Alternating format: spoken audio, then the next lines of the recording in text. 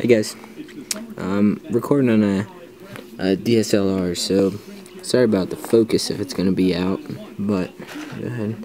This is a new Zippo unboxing. It's the Chevy Centennial right there.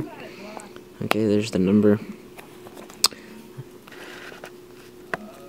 So we'll go ahead and just crack it open.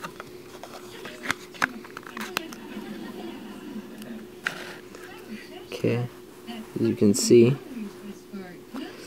it was originally $45, which I did pay that. This is a black and yellow theme, number 1561 of 5000. And right here they have 100 engraved with the Centennial logo.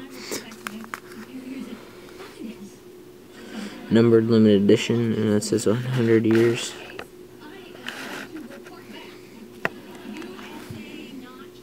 Here's the stamp.